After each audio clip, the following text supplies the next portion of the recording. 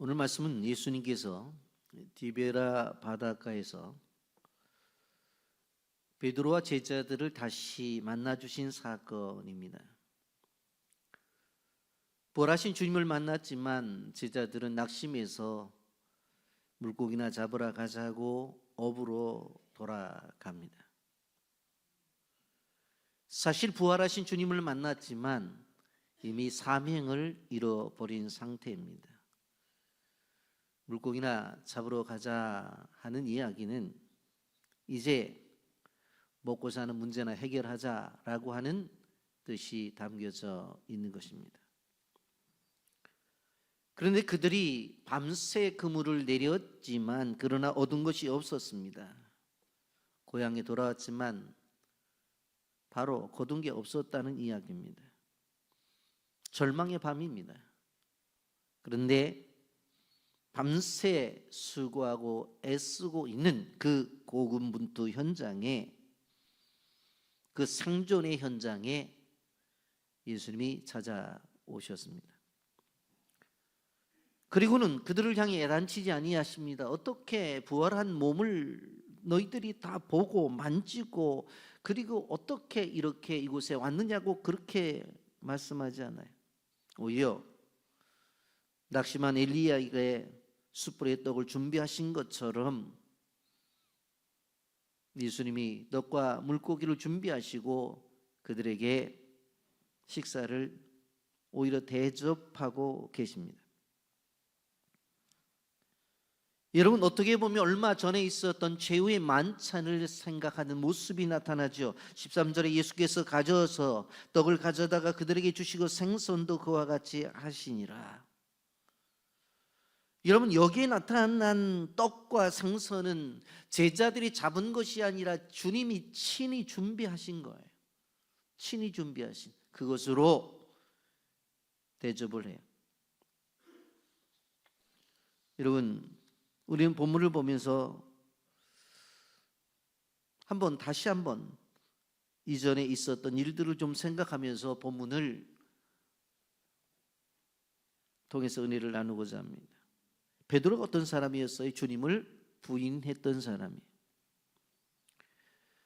베드로는 예수님의 부르심을 받은 다음에 예수님의 가장 가까운 곳에서 예수님을 섬기던 수제자였어요. 예수님도 그것을 알았어요. 그래서 변화산성에 올라갈 때에 베드로와 야고보와 요한을 데리고 올라가고, 그리고 겟세마네 동산에서 기도하실 때에 베드로와 야고보와 요한을 데리고 가서 기도를 했던 것을 볼 수가 있습니다. 그런데 예수님이 붙잡혔을 때 어떤 모습을 드러냅니까? 마태복음 16장 73절 74절에 조금 후에 곁에 섰던 사람들이 나와 베드로에게 이르되 너도 진실로 그 도당이라 내 말소리가 너를 표명한다 하거늘 그가 저주하며 맹세 이르되 나는 그 사람을 알지 못하노라 하니 곧 닭이 울더라. 그가 어떤 사람이었어요? 마태복음 16장 16절에 주는 그리스도시요 살아계신 하나님의 아들이라고 고백했던 사람이에요. 예수님이 고난당한다고 말할 때에 마가복음 14장 29절에 보면 베드로가 여짜오되 다 버릴지라도 나는 그러하지 않겠나이다 라고 고백했던 사람이에요. 그런데 지금은 어때요? 지금은 예수님을 부인하잖아요. 배신하잖아요.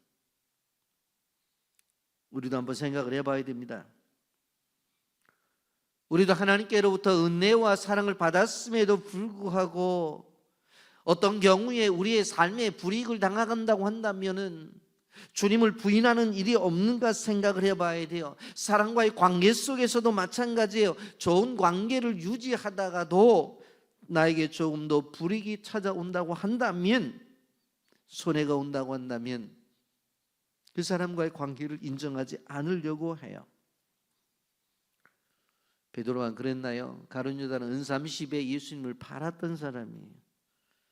다른 제자들도 예수님 붙잡히자 불불이 흘러졌던 것을 볼 수가 있습니다. 마가복음 14장 50절에 보면 제자들이 다 예수를 버리고 도망하니라 그렇게 말씀하고 있는 것을 볼 수가 있습니다.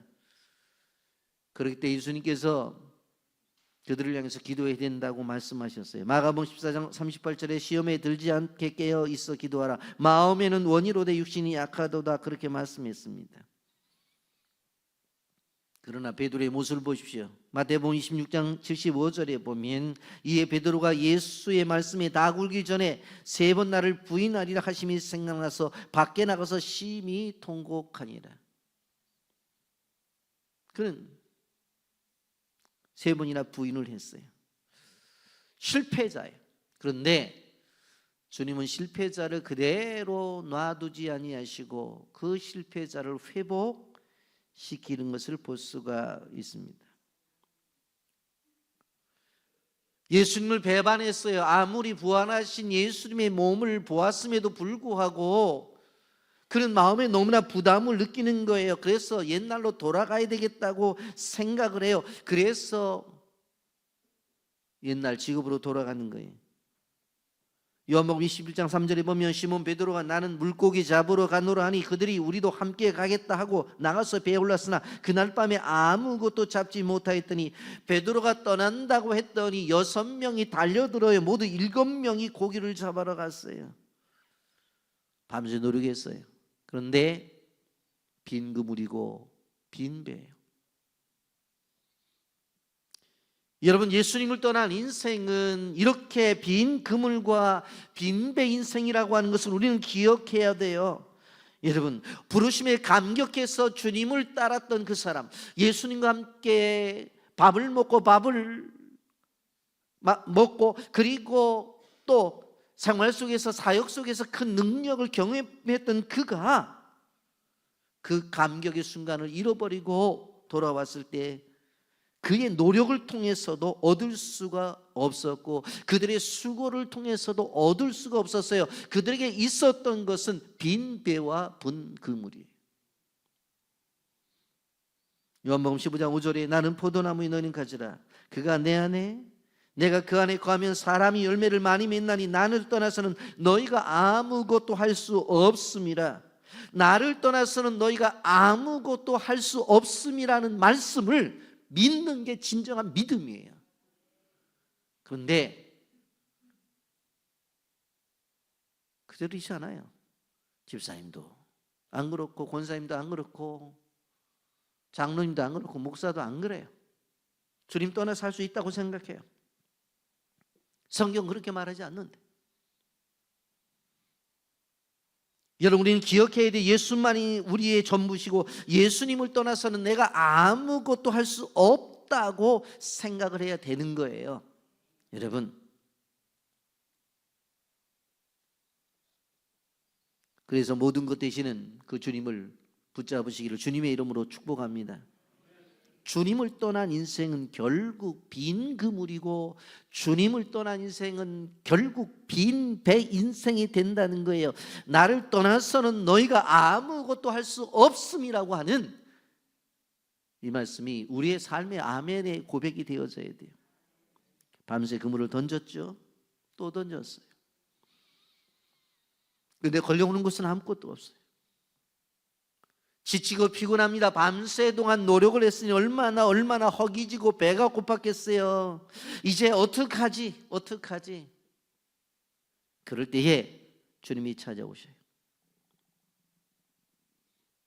빈비의 인생이 되어서 아무것도 없는 그에게 예수님이 찾아오셔요. 요한복음 21장 4절 5절에 보면 날이 새어갈 때 예수께서 바닷가에 서셨으나 제자들이 예수신 줄 알지 못하는지라 예수께서 이르시되 얘들아 너희에게 고기가 있느냐 대답하되 없나이다. 4절과 5절을 보세요. 제자들이 예수님을 보고도 예수님을 보지 못한다니까. 그런데 예수님은 얘들아 너희에게 고기가 있느냐라고 말하는 것을 보면 예수님은 제자들을 보고 있는 거예요. 사랑스러운 음성으로 부르시죠. 얘들아 너희가 고기가 있느냐? 고기 좀 잡았느냐? 한마디도 못 잡았다고. 여러분, 이것은 단순한 어업의 실패가 아니에요. 하나님 없이 살아가는 인간의 본질적인 무능을 드러내는 거예요. 여러분, 우리 인생의 삶 속에서 하나님을 믿는 사람들이 실패하고 좌절하고 걱정과 염려가 찾아오는 것이 오히려 그것이 우리를 향한 하나님의 복이라는 것을 우리는 알아야 되는 거예요. 실패하고 좌절하고 마음의 상처를 입고 낙심되어져 있는 빈 그물과 빈 배를 가지고 있는 그 인생들에게 주님은 물어보세요. 야, 너 그렇게 나가서 열심히 산다고 했는데 너 얻은 게 도대체 뭐냐? 내가 노력을 하고 애써서 네가 배운 것을 다 동원해서 했다고 했는데 내가 얻은 성과가 있느냐? 우리는 종종 자신의 경험과 능력을 의지합니다. 이 정도는 내가 할 수 있다고 생각해요. 이 정도는 내 힘으로도 할 수 있다고 생각해요. 그런데 그 순간 우리는 그 생각을 버려야 돼요. 하나님을 떠나서 나는 아무것도 할 수 없습니다. 왜 내가 무엇인가 할 수 있다는 생각이 들지요? 이건 잘못된 것입니다. 주님을 떠난 인생은 빈 그물이요 빈 배인데 왜 자꾸 이런 교만함이 내게 찾아오죠? 그렇게 생각을 해야 돼요. 여러분 왜 그런 줄 아세요? 내가 열심히 살아왔지만 열매가 없고 애썼지만 결과가 없을 때 그 실패의 자리는 끝이 아니라 바로 그 자리에서 주님이 일하시는 시작이라는 것을 우리는 기억해야 돼요. 그 연장이 어떻게 말씀하세요? 요한복음 21장 6절에 이르시되 그물을 배 오른편에 던지라 그리하면 잡으리라 하시니 이에 던졌더니 물고기가 많아 그물을 들 수 없더라. 실패 현장에 예수님의 말씀에 순종을 했더니 순간적으로 고기가 잡히잖아요. 그물을 배 오른편에 던지. 우리가 생각해보면 상식에 맞지 않는 요구예요. 왜요? 밤새도록 수고를 했기 때문에 지난밤에 오른쪽으로도 던졌고 왼쪽으로도 던졌어요. 앞쪽으로도 던져보고 뒤쪽으로도 던져봤어요. 깊은 곳에도 가봤고 얕은 곳에도 다 던졌는데 한 마리도 잡지 못했는데 주님이 말씀하신 거 오른편에 던지래요. 어젯밤에 거기 안 던졌나요? 던졌다니까는요. 근데 안 됐어요. 여러분 순종할 때 하나님의 역사를 경험하는 겁니다. 주님께서 배 오른편에 던지라고 하면 계산하지 마세요. 머리 굴리지 말라고 그냥 던지라니까는요. 순종하는 자리에 우리의 삶의 피로를 주님이 채워주시는 거예요. 순종할 때 하나님의 기적을 경험하는 거예요. 그러자마자 베드로는 153마리의 큰 물고기를 잡아요.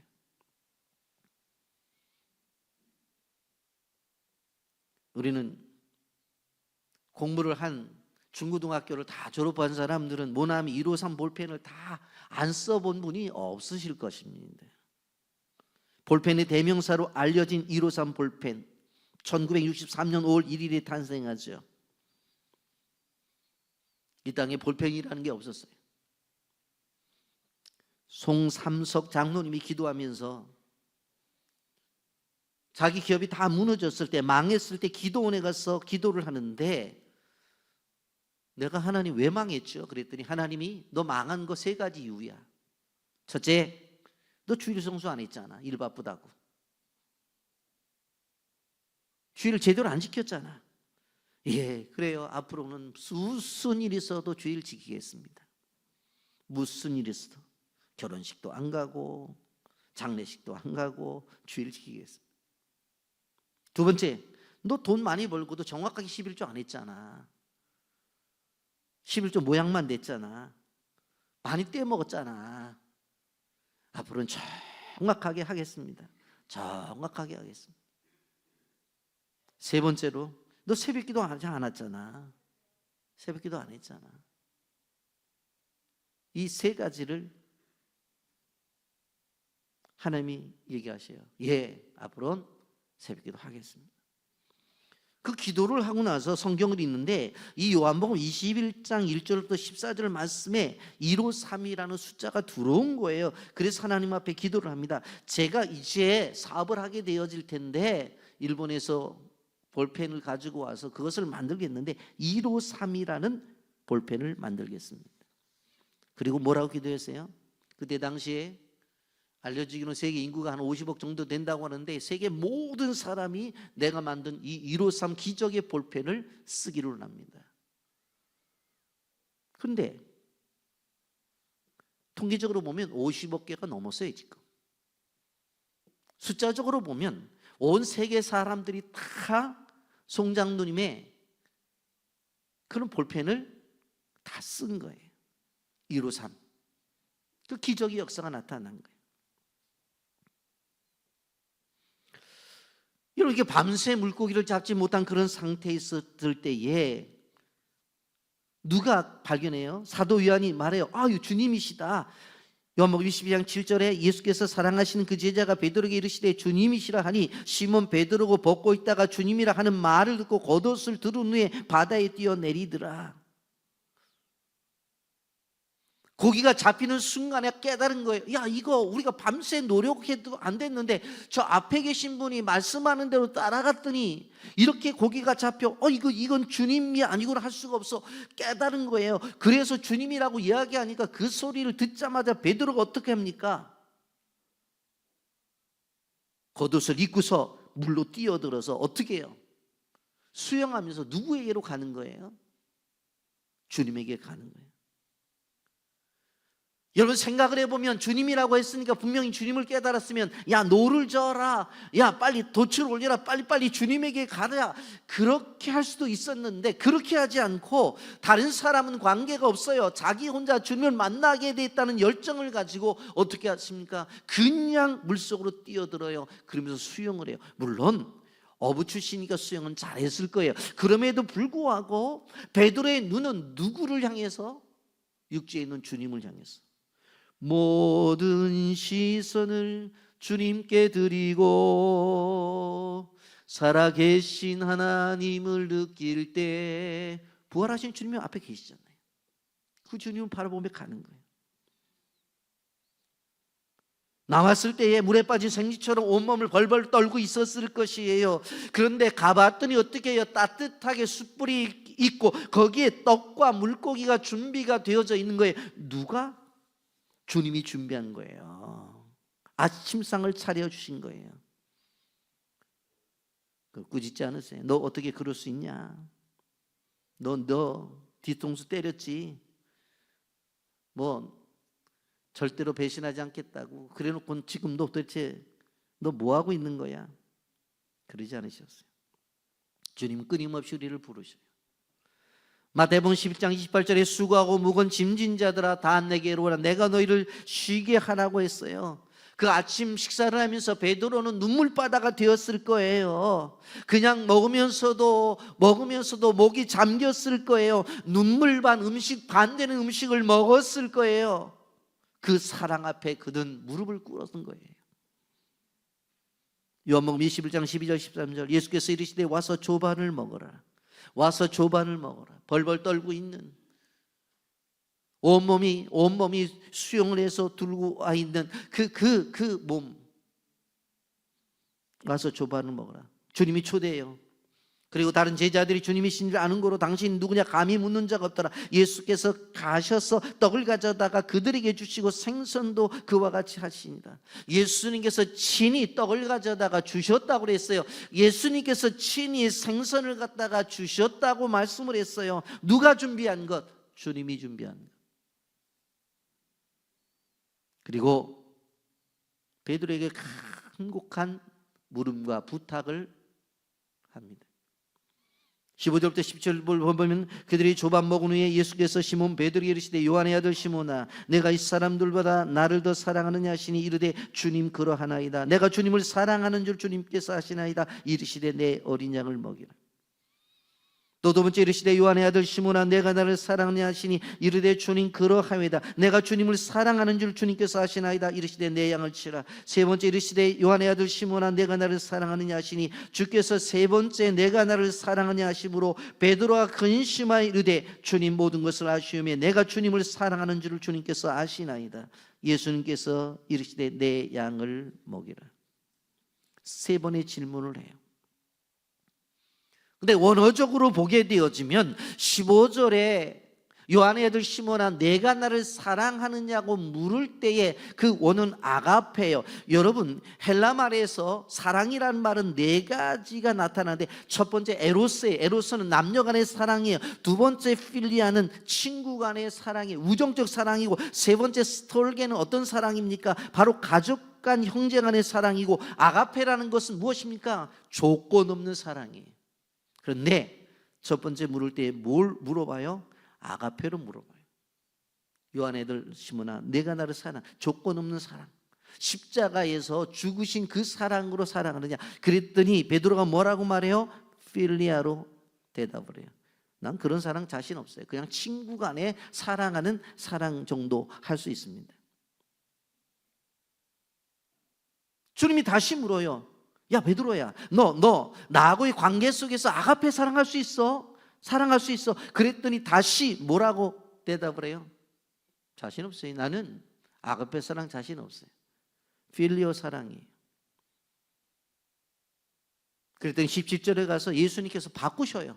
그래, 그렇다면 너 필리오 사랑할 거냐 그랬더니 예, 그건 하지요. 그리고 필리오 사랑을 하겠다는 거예요.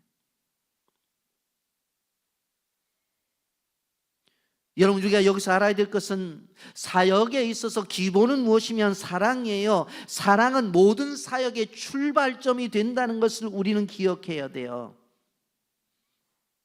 여러분, 교회 안에서 잘 들어야 되는 것이 봉사를 하고 헌신을 하죠. 그런데 이 봉사와 헌신이 사랑보다 앞설 때는 탈진이 와요. 왜 교회를 하면서 주님의 일을 하면서 힘들고 어렵다고 그러고 아유 올 연말에는 좀 짐을 벗어야 되겠다 자꾸 생각하는 줄 아세요? 냉혹하게 말씀드리냐면 주님과의 사랑의 관계가 깨져서 그런 거예요. 우리 여러분 젊었을 때 생각해 보세요. 둘이 남녀간의 사랑의 교제를 나누게 될 때 아유 밤인데 혼자 어떻게 가냐고 집 앞에 데려다 주고 또 그러면 아유 그래도 여기 이제 혼자 왔는데 그래도 혼자 어떻게 가냐고 왔다 갔다 하자요. 그게 짐입니까? 행복이지. 왜 그런 줄 아세요? 딱 하나예요. 사랑. 그것을 못 해본 권사님들이 있다면 지금이라도 하세요. 사랑은요 탈진이 안 돼. 사랑은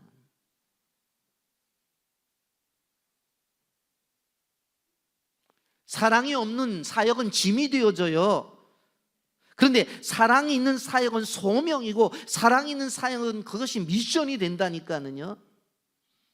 그런데 하나님께서 우리에게 요구하시는 것이 무엇인 줄 아세요? 묻잖아요. 내가 나를 사랑하냐? 아가페 사랑을. 내가 너를 십자가에 죽어서 너를 구원했던 그 사랑을 처음에 물으시는 거예요. 아가페 사랑의 소명이에요. 저는 이 시대를 살아가면서 정말로 행복한 목사라고 생각합니다. 왜 그러냐면 배울 수 있는 목사님들이 계셨어요. 저는 그런 걸 생각하면서 후배 목사들에게 좀 도움을 주고 배움을 줄 수 있는 현실 속의 목사가 돼야 된다는 그런 갈증이 저 안에 있단 말이에요. 왜 그런 줄 아세요? 우리 교단의 옥하는 목사님 제자 훈련을 이 땅 위에 세워놓고 돌아가셨죠. 저는 깜짝 놀랐어요. 장례식장에서 관이 지나갈 때 아들이 그러잖아요. 잠깐 세워두려고. 여태까지 우리는 가족 사진 한 번 못 찍었다. 아버지의 관을 놓고 가족이 사진 찍어요. 야, 어떻게 이럴 수가 있을까? 얼마나 바쁘셨으면 사모님하고 애들하고 가족 사진 찍을 시간도 없었을까? 저는 그분의 제자훈련 강의로 2번이나 들어와서 들은 광인론, 목회는 미쳐야 된다는 거예요. 광인론이에요. 미치지 않고는 목회가 안 된다는 거예요. 그분이 첫 번째 강의가 광인론이었어요. 교인을 향해서 미치고 주님을 향해서 미쳐야 된다. 그러지 않고는 안 된다.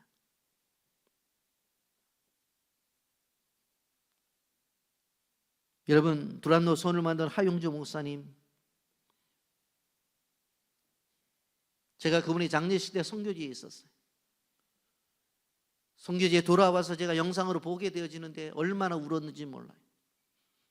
오늘 이 교회에서 관이 나가게 될 때 맨 뒤에 남자 집사님이 뭐라고 하는 줄 아세요? 목사님 때문에 우리의 인생이 행복했습니다.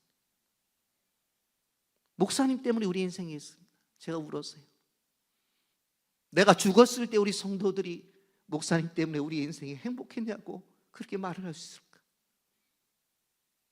그런 목사가 되자. 그래서 그때 제가 그런 설교를 했을 거예요. 저도 그런 목사가 되기를 원하니까 성도님들 제발 나를 그런 목사로 만들어 달라고. 주님 부르신 아가페예요. 여러분, 우리와 교단은 다르지만 한신교회 이준표 목사님, 저는 더 깜짝 놀랐어요. 왜 그런 줄 아세요? 그분의 무덤은요, 무덤은 교회 앞에 있어요. 교회 앞에. 그냥 얼마나 성도들을 사랑했으면 들어가면서 나가면서 죽은 순간에도 성도를 보고 싶었으면 내 무덤을 다른 데 두지 말고 교회 앞마당에 두라고 그래서 지금 교회 앞마당에 무덤이 있다니까. 죽어서도 성도를 보고 만나고 싶은 그 마음.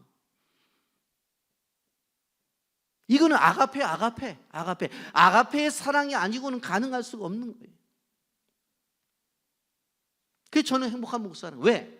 이런 분들이 목회하는 것들을 현장을 받고 이런 분들이 강의하는 것을 저는 가서 들었고 그분들과 악수를 했고 단둘이 식사는 아니지만 그래도 세미나를 하면서 같은 공간에서 식사를 했고 그래서 행복하다는 거예요. 그러나 하나님은 그것만을 요구하지 않았어요. 왜? 연약한 우리 인간을 알기 때문에. 그래서 세 번째는 필레아로 물어보잖아요. 필레아로. 그래. 여러분, 우리가 기억할 때 왜 하나님께서 세 번이나 주님께서 이렇게 물어보는 줄 아세요? 그러면서 계속해서 요구하는 줄 아세요?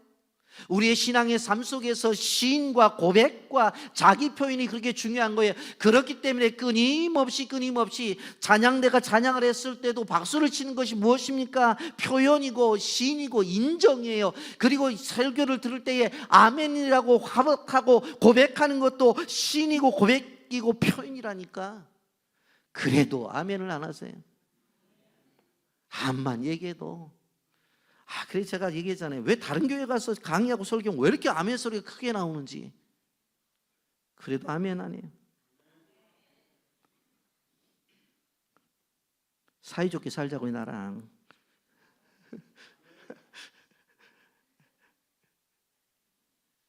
목양은 사랑에 기반을 합니다. 거기서부터 출발을. 사역은 사랑으로도 시작이 됩니다. 그게 안 되면 짐이 되어지는 거예요. 무거워져요. 나중에는 이것이 진행되어지면 교회 가는 것들도 왜 그렇게 힘든지.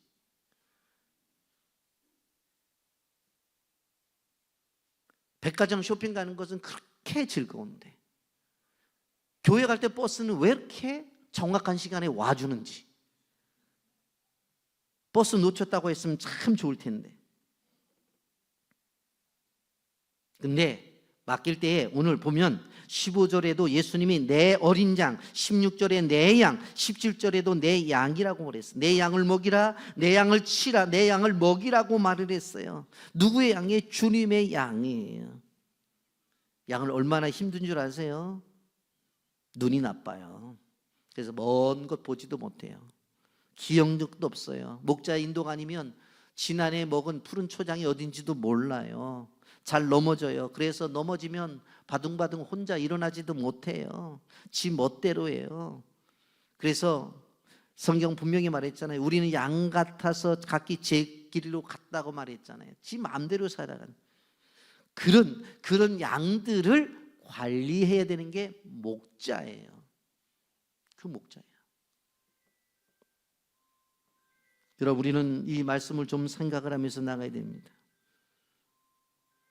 교회 공동체는 예수님의 양들이 모이는 것이라고 하는 것을 우리는 기억해야 돼요. 그 양들은 어린 양이든 병든 양이든 문제가 있는 양이든 어떤 양이든 그 온갖 종류의 양들이 다 있다고 하는 것을 우리는 기억해야 됩니다.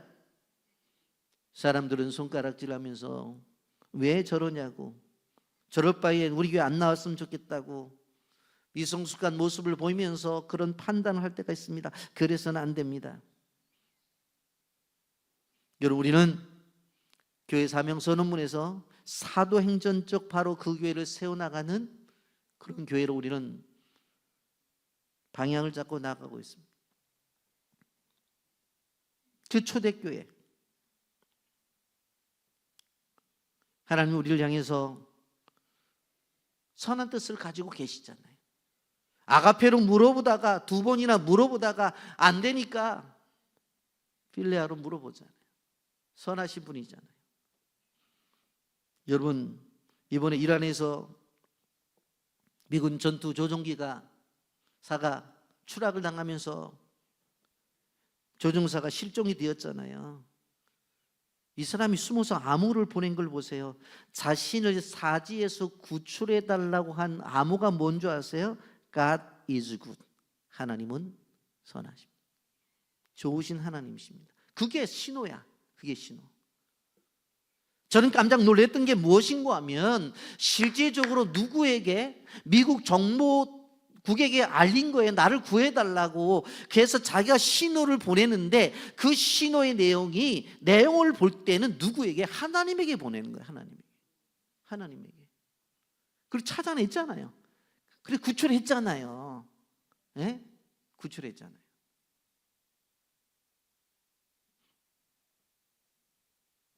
여러분, 우리는 늘 하나님께서 모든 주권을 가지고 우리를 인도하신다는 사실에 대해서 믿음을 가져야 돼요. 말씀을 정리합니다. 부활의 주님은 영광의 주님입니다. 이제 우리는 논현동 교회로 이전하게 될 것입니다. 하나님께서 다양한 새로운 양들을 보내주실 거예요. 그럴 때 우리는 어떻게 그들을 섬겨야 되고 맞이해야 될 것인가? 새로운 양들에 대해서 내가 오래되었다고 권세를 부리고 교회에서 내 뜻대로 행사를 하고 내 말을 하면서 그들과 거리감을 두고 자꾸 내 얘기를 한다고 한다면 제가 미리 얘기합니다. 아무리 이사가도 교회 커도 부흥 안 돼요. 제가 부탁드리는 것은 입 다무세요. 조용히. 내 마음에 안 들어도 입 다물어야 돼. 내 뜻대로 안 돼도 입 다물어야 돼. 그리고 사람에게 구조 신호를 할 때에 신호는 하나님에게 구했던 것처럼 우리는 하나님을 바라봐야 돼. 거기 하나님의 역사가 나타난 거예요.